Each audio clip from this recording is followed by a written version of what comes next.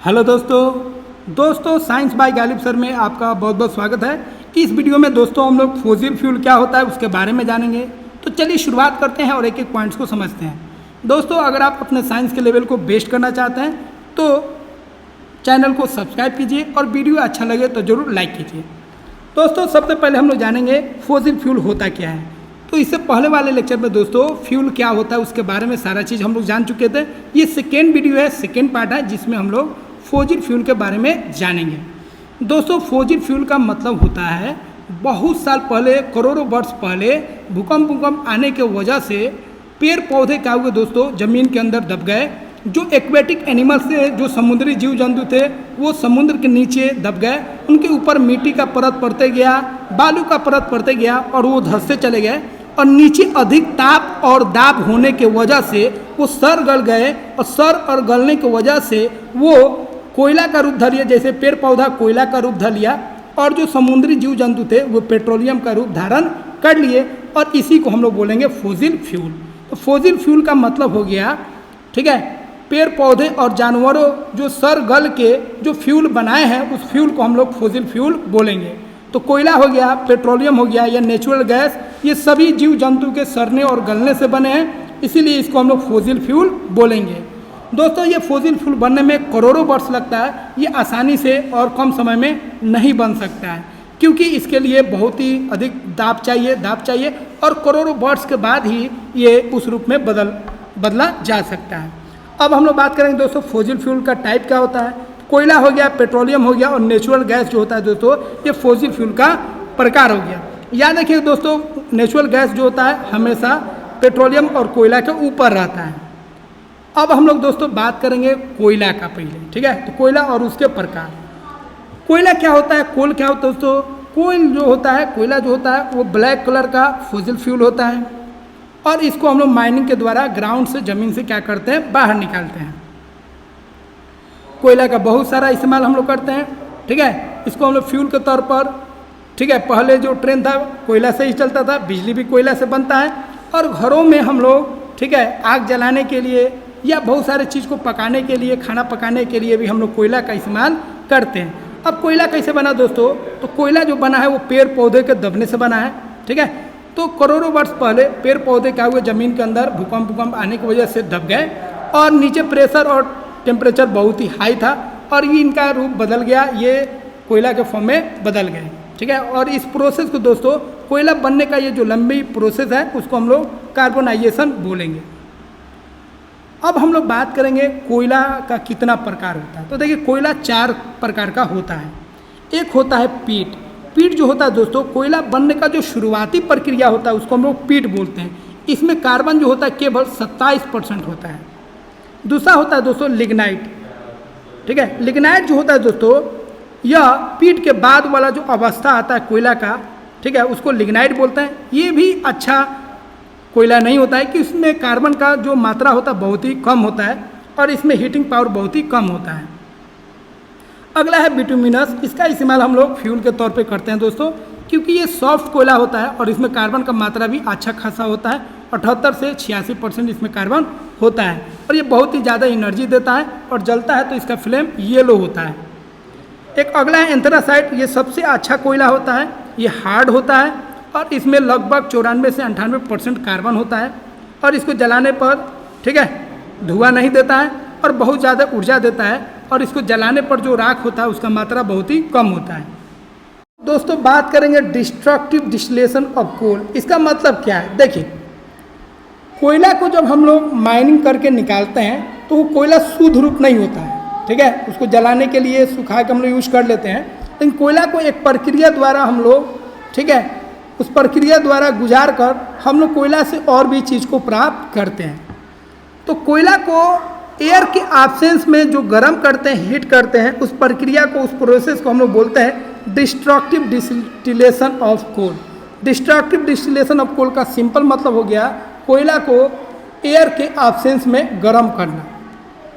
तो कोयला को जब हम एयर के एब्सेंस में गर्म करेंगे तो इस प्रोसेस को बोलेंगे डिस्ट्रक्टिव डिस्टिलेशन। जब कोयला को हम लोग बिना एयर के एब्सेंस में जब गर्म करेंगे तो 4 सब्सटेंस उससे निकलेगा। पहला सब्सटेंस बनेगा कोक, एक होगा कोलतार, तीसरा होगा एमोनिकल लिक्विड और एक होगा कोल गैस। तो जब भी हम डिस्ट्रक्टिव डिस्टिलेशन करेंगे कोयला का, मतलब जब हम कोयला को एब्सेंस ऑफ एयर में हीट करेंगे तो उससे 4 प्रोडक्ट बनेगा। एक कोक बनेगा, एक कोलतार बनेगा, एक कोल गैस होगा और एक एमोनिकल लिक्विड बनेगा। तो देखिए कि कोयला हो गया, ठीक है। कोयला को जब हम गर्म करेंगे, हीट करेंगे तो कोयला में से एक गैस भी निकलेगा। इस गैस को हम लोग बोलेंगे कोल गैस। क्या बोलेंगे? Coal gas.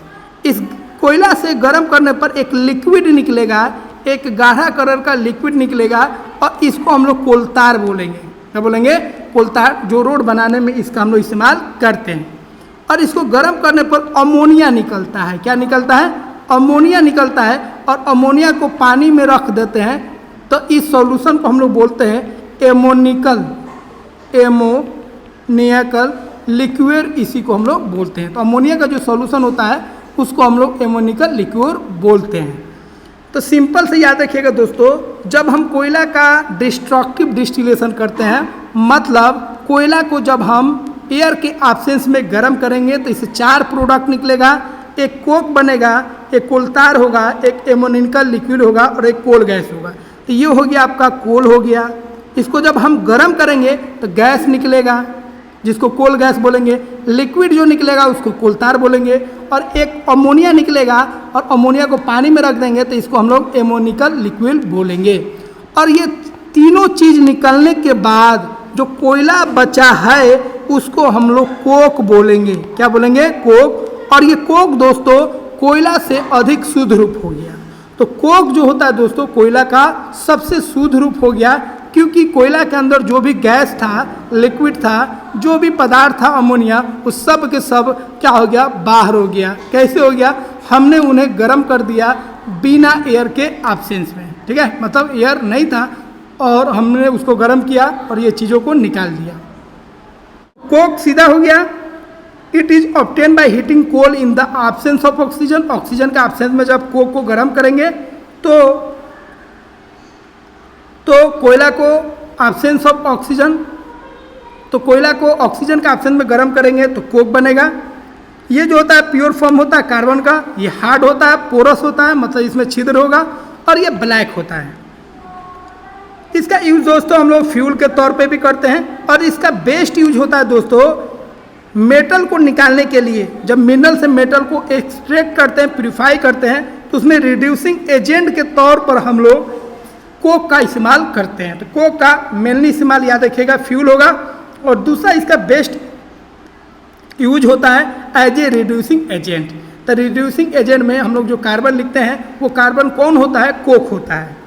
उसके बाद दोस्तों वाटर गैस और प्रोड्यूसर गैस बनाने में भी हम लोग कोक का इस्तेमाल करते हैं। इस पॉइंट को ध्यान रखिएगा। तो वाटर गैस क्या है, प्रोड्यूसर गैस क्या है, आगे हम लोग बात करेंगे।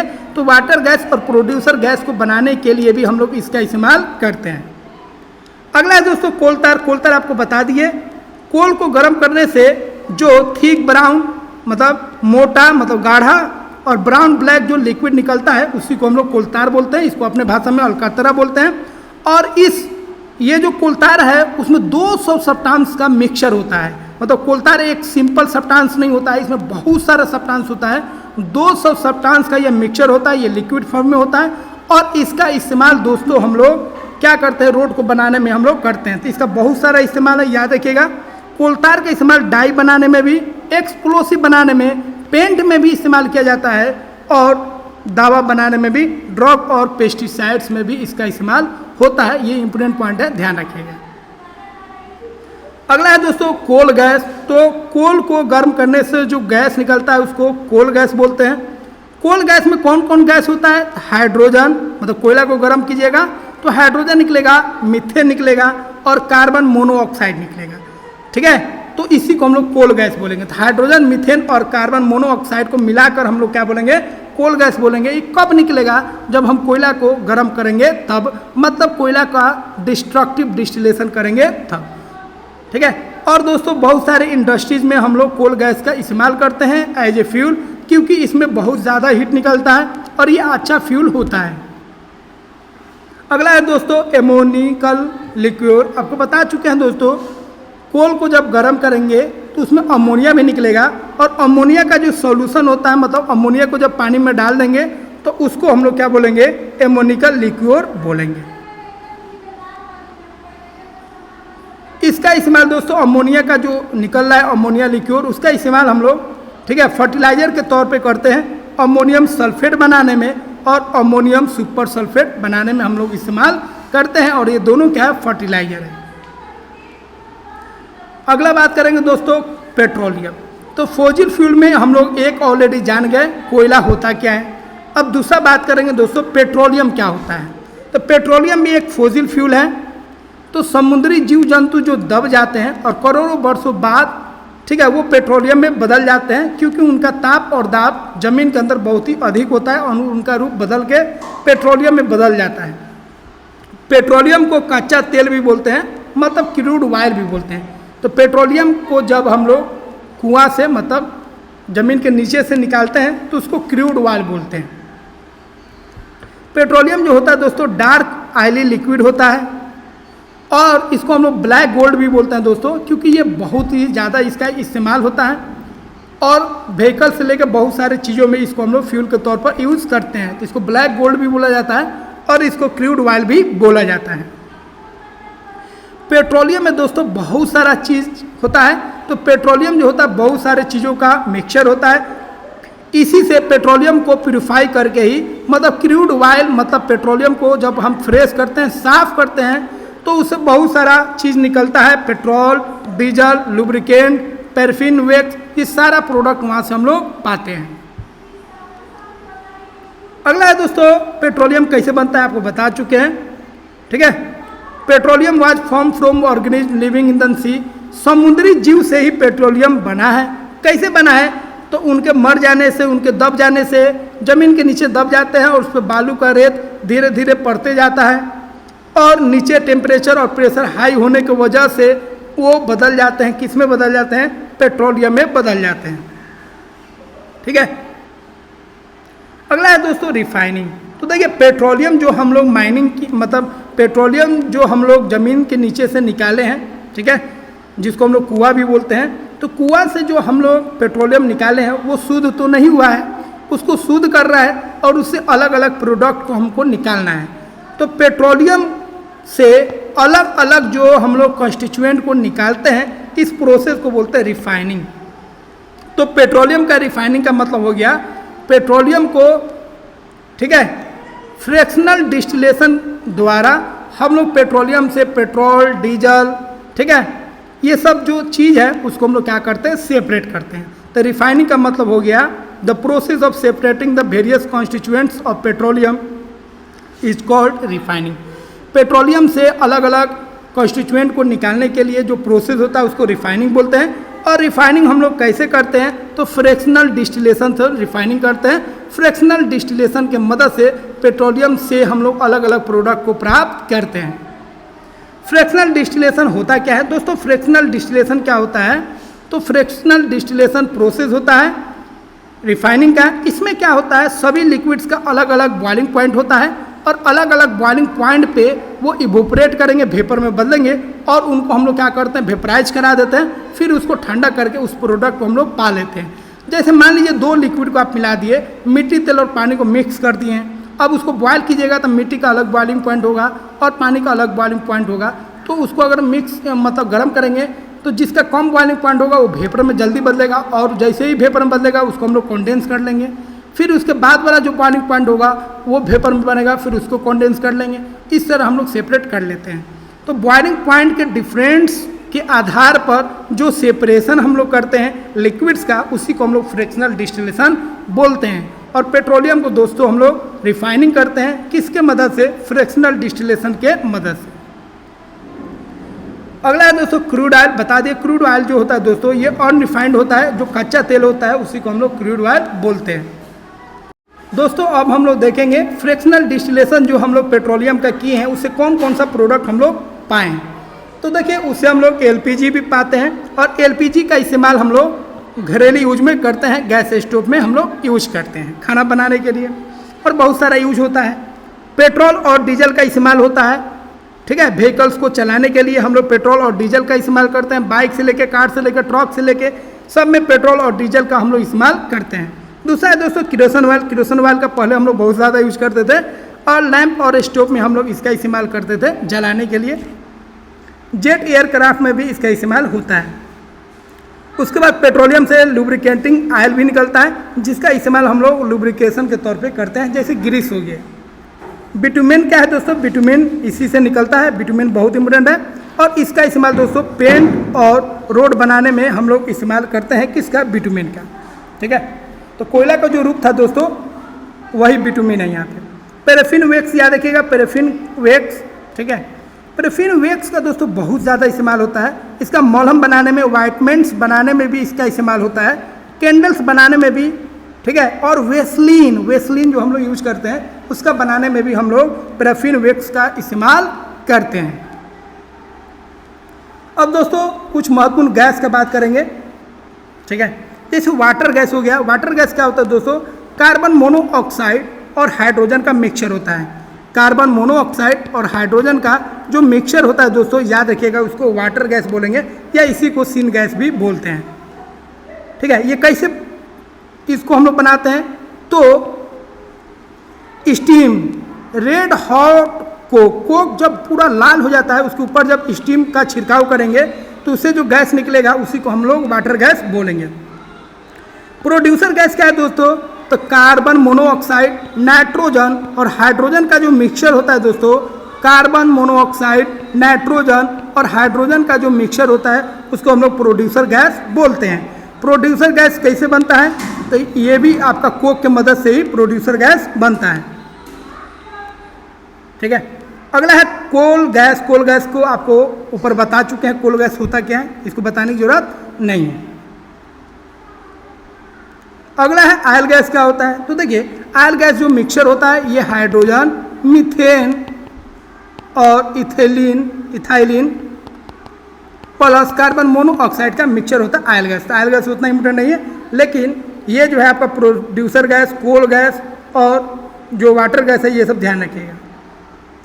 अगला है दोस्तों गोबर गैस। बहुत इंपॉर्टेंट है। गोबर गैस कैसे बनता है? तो देखिए घर का कोई भी ऑर्गेनिक मटेरियल जैसे सब्जी हो गया, उसका छिलकोइया हो गया, ठीक है, जो भी खाने वाला चीज़ है जो ऑर्गेनिक है उसको हम लोग क्या करते हैं, एक गड्ढा में एक कंटेनर होता है उसमें रख देते हैं, उसमें सड़ता है। ठीक है। और उसमें क्या होता है, उसमें ईस्ट चला आता है और ईस्ट उसको डिकम्पोज करता है और उससे गैस निकलता है। उसी गैस को हम लोग क्या बोलते हैं? गोबर गैस, या इसी को हम लोग बायोगैस भी बोलते हैं। तो बायोगैस जो होता है दोस्तों याद रखिएगा ये मिक्सचर होता है मीथेन का। इसमें मीथेन सबसे अधिक होता है। उसके बाद कार्बन डाइऑक्साइड और प्लस हाइड्रोजन सल्फाइड भी निकलता है। तो मीथेन और कार्बन डाइऑक्साइड इसमें अधिक होता है गोबर गैस में, ध्यान रखिएगा। ये कैसे बनता है तो आपको बता दिए, it is produced due to the break down of organic matter. Organic matter का जब डिकम्पोजिशन होगा, ठीक है, by a special micro organism called yeast, और इस प्रोसेस को हम लोग फर्मेंटेशन भी बोलते हैं, और इससे गैस निकलेगा। और ईस्ट जो होता है दोस्तों याद रखिएगा वो कार्बन डाइऑक्साइड गैस तो जरूर निकालेगा। तो मीथेन और कार्बन डाइऑक्साइड का मिक्सचर होता है कौन गैस? गोबर गैस। अगला है दोस्तों नेचुरल गैस। ये बहुत इंपॉर्टेंट है। तो नेचुरल गैस जो होता है ये हाइड्रोकार्बन का मिक्सचर होता है जिसमें मीथेन और इथेन होता है। ये इंपॉर्टेंट है, याद रखिएगा। नेचुरल गैस मिक्सचर होता है ये हाइड्रोकार्बन का, इसमें मीथेन और इथेन होता है, और इसी को दोस्तों कंप्रेस करके हम लोग सीएनजी बनाते हैं। अगला है लिक्विफाइड पेट्रोलियम गैस एलपीजी, जिसका इस्तेमाल हम लोग घरों में करते हैं। इसमें दोस्तों याद रखिएगा ब्यूटेन, आइसोब्यूटेन और इसमें प्रोपेन होता है। तो ब्यूटेन हो गया, ब्यूटेन या आइसोब्यूटेन ये भी होता है। अब प्लस इसमें क्या होता है, प्रोपेन होता है। ये तीनों का मिक्सचर होता है, इसी को हम लोग एलपीजी बोलते हैं। एलपीजी गैस होता है लेकिन इसको इतना कंप्रेस करके उस सिलेंडर के अंदर रखते हैं जो अंदर लिक्विड फॉर्म में रहता है, लेकिन बाहर जैसे निकलता है तो वो आपका गैसियस फॉर्म में दिखता है। इसको आसानी से कंप्रेस किया जा सकता है अंडर प्रेशर, बहुत हाई प्रेशर में, और इसको लिक्विड में हम लोग बदल देते हैं और इसको हम लोग आयरन के सिलेंडर में, लोहा के सिलेंडर में आसानी से रख सकते हैं। अगर गैस हम लोग रखना चाहते तो उतना गैस नहीं अट पाता, लेकिन उसको कंप्रेस कर दिए हैं तो अधिक से अधिक गैस को हम लोग सिलेंडर के अंदर रख सकते हैं।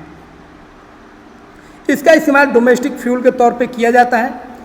अब दोस्तों ध्यान रखिएगा, एलपीजी सिलेंडर जो होता है उसमें जो गैस लीक करता है, तो एलपीजी में जो आइसोब्यूटेन है, ब्यूटेन है, प्रोपेन है, उसमें कोई महक नहीं होता है, कोई गंध नहीं होता है। तो उसके लीकेज को कैसे हम लोग पहचानेंगे, तो उसके लिए हम लोग एलपीजी में एक सब्सटेंस को मिला देते हैं जिसका नाम है इथाइल मार्केप्टन। इथाइल मार्केप्टन से फ़ायदा क्या होता है दोस्तों, जब एलपीजी सिलेंडर लीक करेगा तो महक आएगा और इस महक से हम पहचान लेंगे कि एलपीजी सिलेंडर लीक हो रहा है। तो एलपीजी सिलेंडर का जो लीकेज है उसको पता करने के लिए हम लोग बाहरी सब्सटेंस को मिलाते हैं जिसको हम लोग बोलते हैं इथाइल मार्केप्टन। अगला है दोस्तों कंप्रेस नेचुरल गैस। तो नेचुरल गैस को जब हम कंप्रेस कर देते हैं, दाब देते हैं उसको, तो उसको सीएनजी बोलते हैं। और सीएनजी का इस्तेमाल दोस्तों फ्यूल के तौर पे बहुत ज़्यादा किया जाता है क्योंकि इसमें पोल्यूशन बहुत कम होता है और ये बहुत ज़्यादा एनर्जी को प्रोड्यूस करता है, कैलोरीफिक वैल्यू इसका बहुत ही हाई होता है। तो सीएनजी का इस्तेमाल आजकल देख लीजिए व्हीकल्स में, ट्रांसपोर्ट में जो भी व्हीकल्स होगा उस सारे में सीएनजी का इस्तेमाल किया जा रहा है। बस हो, ट्रक हो, टेम्पो, सब में इस्तेमाल किया जाता है। यह एक क्लीनर फ्यूल होता है, इसमें ज़्यादा पोल्यूशन नहीं होता है, कम पोल्यूशन होता है। और इसका दोस्तों हम लोग डायरेक्टली यूज करते हैं जलाने के लिए, मतलब इसको डायरेक्ट हम लोग जला सकते हैं। और इसमें भी दोस्तों याद रखिएगा, जब नेचुरल गैस का बात किया तो नेचुरल गैस में मीथेन और इथेन होता है, तो इसमें सीएनजी में सबसे अधिक क्या होता है, मीथेन होता है 95%। दोस्तों आशा करते हैं यह वीडियो आपको काफ़ी अच्छा लगा होगा, और जो भी डाउट्स है दोस्तों उसको कमेंट बॉक्स में बताइए, उसको हम क्लियर करेंगे। वीडियो अच्छा लगे तो उसे लाइक कीजिए, और चैनल पर अभी तक नए हैं सब्सक्राइब नहीं किए तो सब्सक्राइब कीजिए। मिलते हैं दोस्तों अगले वीडियो में। जय हिंद दोस्तों।